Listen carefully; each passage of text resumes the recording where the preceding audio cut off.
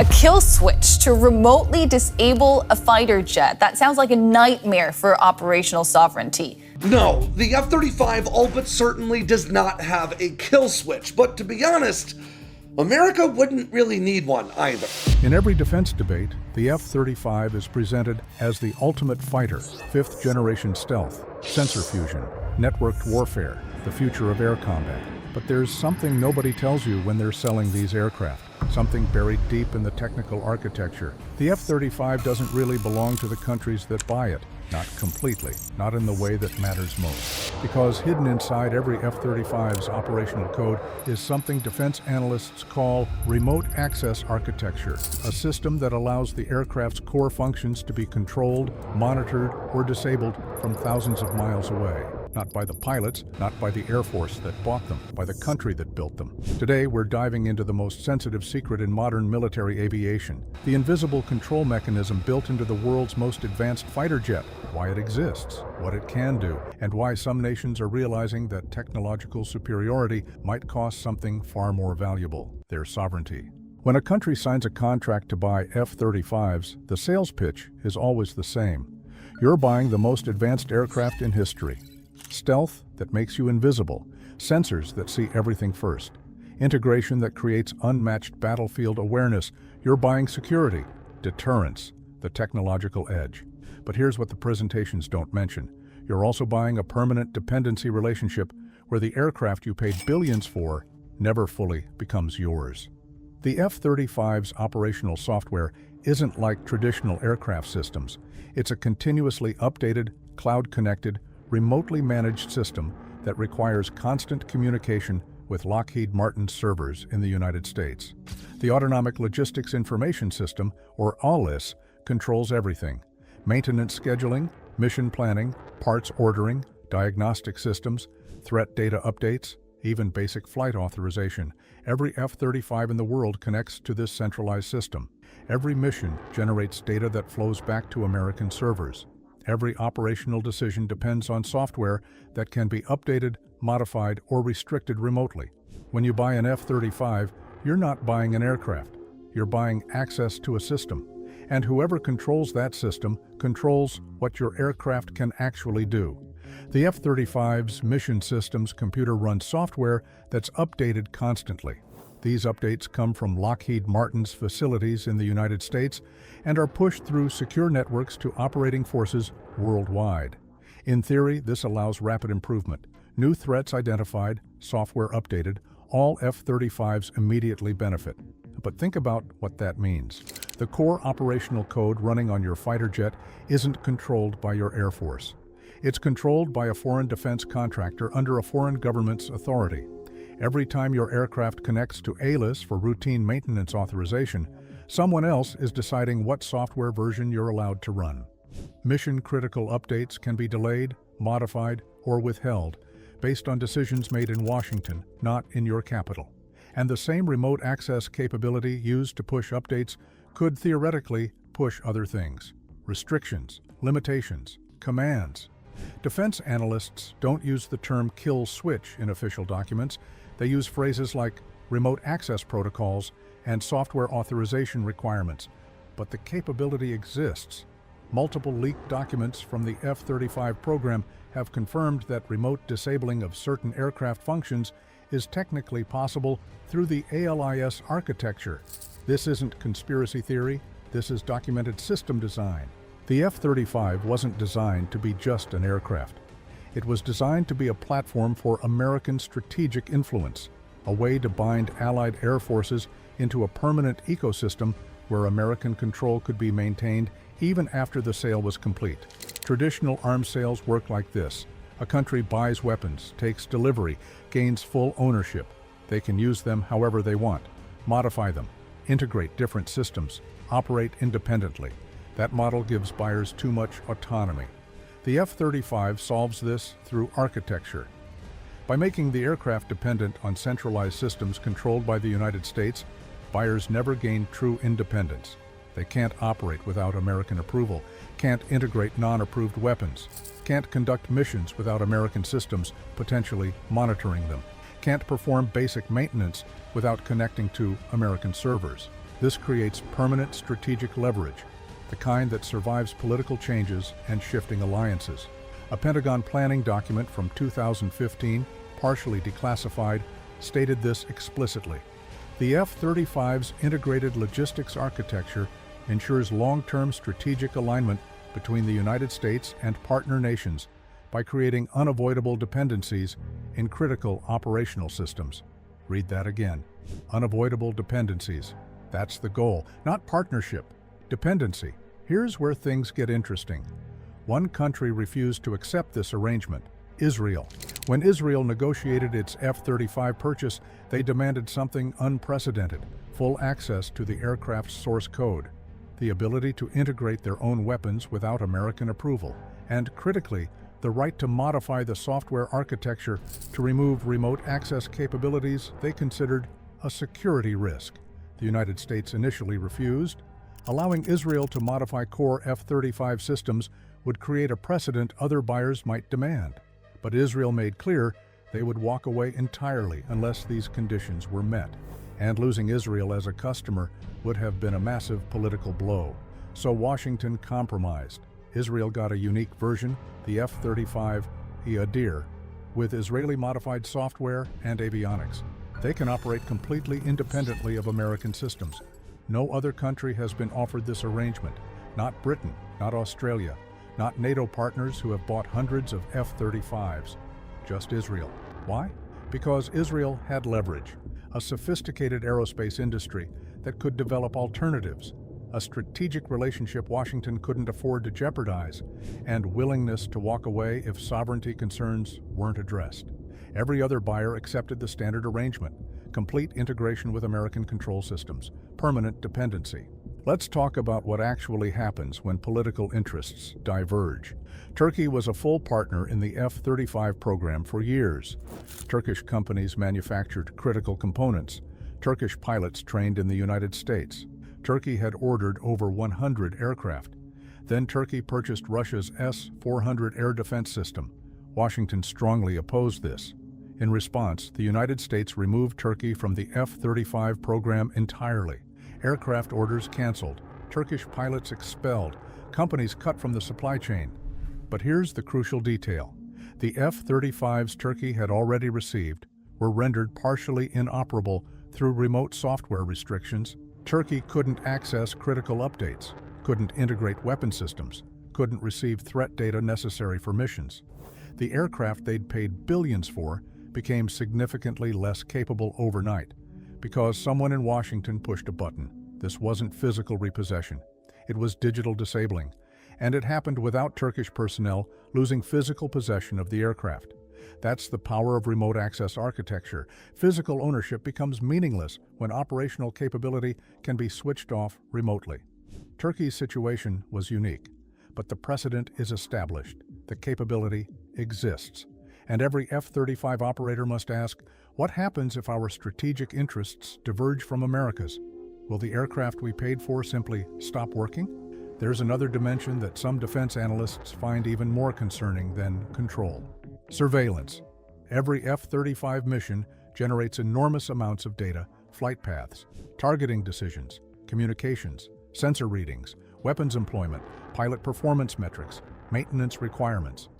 All of this flows through Alice back to central servers in the United States. Officially, this data is used for maintenance prediction, system optimization, and performance analysis. It helps identify potential failures before they occur. It improves pilot training protocols, it enhances overall fleet management, but that same data reveals absolutely everything about how a country operates its air force, which areas they patrol most frequently, what they consider priority threats, how they respond to different types of crises, their strategic priorities and operational doctrines, even their training deficiencies and tactical weaknesses, all visible to American intelligence agencies. Multiple European defense officials have expressed serious concern about this in leaked diplomatic cables and internal government documents. One senior NATO officer was quoted in a confidential assessment: "We're not sure if we're operating an air force or contributing data to American intelligence collection systems." Think about what this means in practice. If a country needs to conduct sensitive operations, maybe intercepting drug smugglers, maybe monitoring a hostile neighbor's movements, maybe responding to internal security threats, maybe enforcing disputed territorial claims. They must do so, knowing that American systems are recording and analyzing every move. Every tactical decision becomes visible to foreign analysts. Every operational pattern gets cataloged in American databases. Every strategic priority reveals itself through mission data that cannot be concealed. That's not partnership. That's surveillance with the target's cooperation, and the target is paying billions for the privilege. Some defenders of the F-35 program argue this is necessary for alliance cohesion. That integrated operations require shared data. That transparency between allies builds mutual trust and enhances collective security. But trust is supposed to be mutual, and the data flow isn't symmetrical. American F-35 operations are monitored by American systems under American control. Everyone else's operations are also monitored by American systems under American control. One side sees everything. The other side must trust that this information won't be used against their interests, won't be shared with third parties, won't influence American policy decisions that might disadvantage them. For allies whose strategic interests consistently align with Washington's, this might be acceptable. But what happens when interests diverge? What happens when a country's domestic politics shift? What happens when they need to conduct operations the United States might disapprove of? The data is already flowing, the surveillance is already happening, and there's no way to turn it off without disconnecting from the very systems that make the F-35 operationally effective. Beyond security and sovereignty, there's a pure economic angle that makes this arrangement even more problematic for many nations. When you buy an F-35, you're not just paying for the aircraft. You're paying for decades of mandatory service contracts, software licensing fees, parts that can only be sourced through approved American vendors, and training programs that must be conducted according to U.S. specifications. The initial purchase price is just the beginning. Operating costs over the aircraft's lifetime can exceed 5 times the acquisition cost. A leaked document from Canada's Defence Ministry calculated that operating an F-35 fleet over 30 years would exceed $70 billion. Less than 30% of that is the initial purchase. The rest is maintenance, updates, training, and parts that must be bought from Lockheed Martin or approved subcontractors. According to public reports from the U.S. Government Accountability Office, the F-35's cost per flight hour ranges from $35,000 to $47,000. Compare that to Sweden's Gripen at around $8,000 per flight hour, or even older F-16 at approximately $22,000 per flight hour. This means that with the same budget, a country can fly Gripen 5 times more than the F-35, 5 times more training hours for pilots, 5 times more patrol missions, 5 times more combat readiness. But here's what makes the economic dimension truly concerning. This revenue stream lasts decades and cannot be redirected to domestic suppliers because the system architecture doesn't allow it. Every software update must be purchased from Lockheed Martin. Every major component must be sourced through approved channels.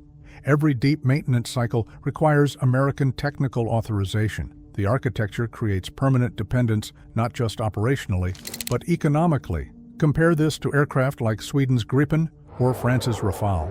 When countries buy these platforms, they negotiate technology transfer agreements. Local companies can manufacture parts, building domestic aerospace capability.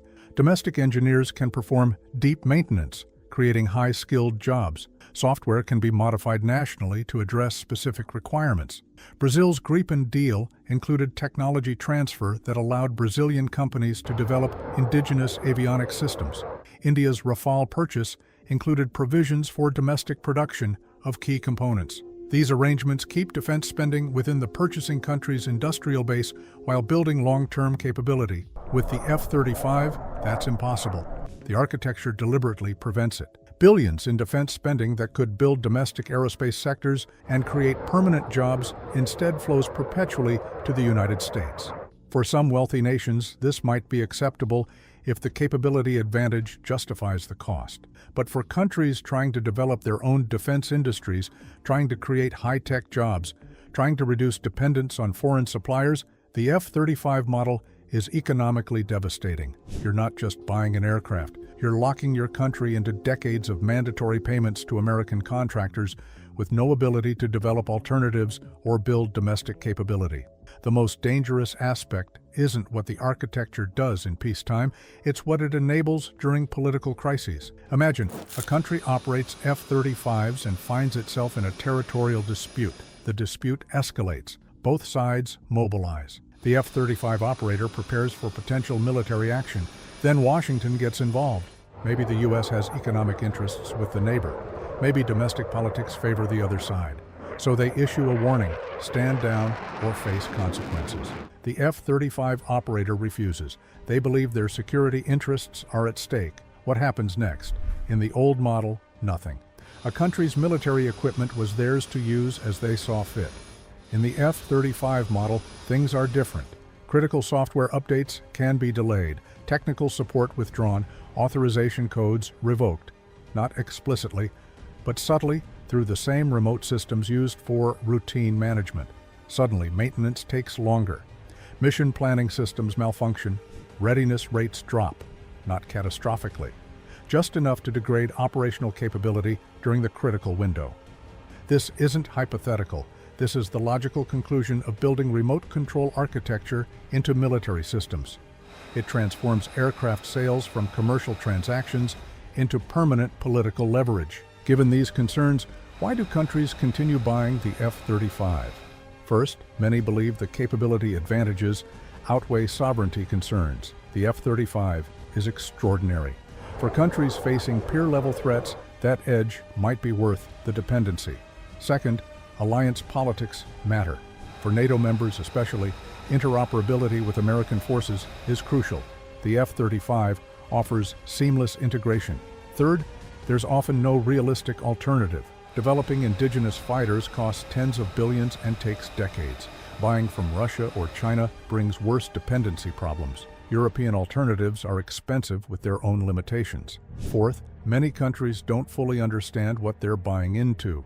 The technical architecture is complex. Long-term implications aren't obvious. By the time buyers realize the sovereignty implications, they're locked into contracts and supply chains that make switching prohibitively expensive.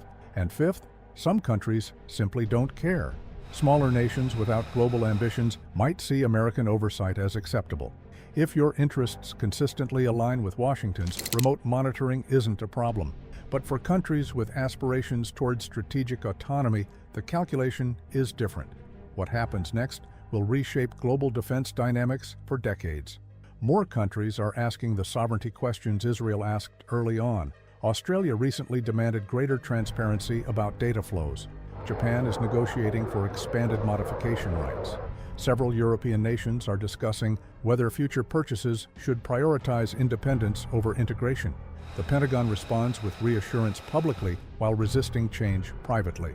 American defense planners recognize the dependency model is becoming a harder sell, but they're not willing to fundamentally change it because doing so would eliminate the strategic advantages the F-35 architecture was designed to create. This sets up long-term tension. Allies want the technology, but increasingly resist the strings. The United States wants to maintain influence but can't if allies abandon American platforms entirely.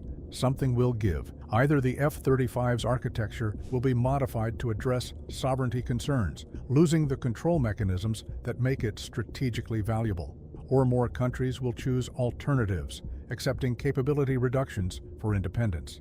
The outcome depends on technology and politics. If the capability gap between F-35 and alternatives keeps shrinking, independence becomes easier to justify. But it also depends on trust. As American foreign policy becomes more unpredictable, as the U.S. increasingly uses relationships as leverage, allies will grow more concerned about dependency risks. The F-35's kill switch problem isn't just about technology, it's about trust. And trust, once questioned, is very hard to rebuild. So here's what we know. The F-35 is an extraordinary aircraft, technologically superior to almost everything else flying, capable of missions no other fighter can perform. But it comes with a cost rarely discussed openly, a control architecture that gives the United States permanent influence over how, when, and whether these aircraft can be effectively operated. For some countries, that's acceptable. The capability is worth the dependency, but for others, it's a sovereignty risk becoming harder to justify, especially as alternatives improve and the capability gap narrows. The debate isn't really about stealth or sensors, it's about what nations are willing to sacrifice for technological edge, whether independence matters more than integration, whether sovereignty can coexist with cutting-edge capability. These are the questions defense planners grapple with behind closed doors, the questions sales brochures never mention, the questions that will shape international relations far beyond military aviation. Because the kill switch isn't just a technical feature, it's a political statement about power, control, and who gets to make decisions when national interests are at stake. So here's my question for you. If you were leading a country, would you buy the F-35 knowing what you know now? Would you accept remote control architecture for technological superiority? Or would you choose independence even if it meant less capable aircraft? Real nations are making this choice right now, and their decisions will affect global security for the next 50 years. Drop your answer in the comments. Would you choose sovereignty or capability, and why? If this investigation made you think differently about military procurement, hit that like button. It tells YouTube to show this to others who care about these issues. Subscribe for more deep dives into the strategic questions that shape international relations. We're covering stories mainstream defense media won't touch. Thanks for watching. Keep asking the hard questions.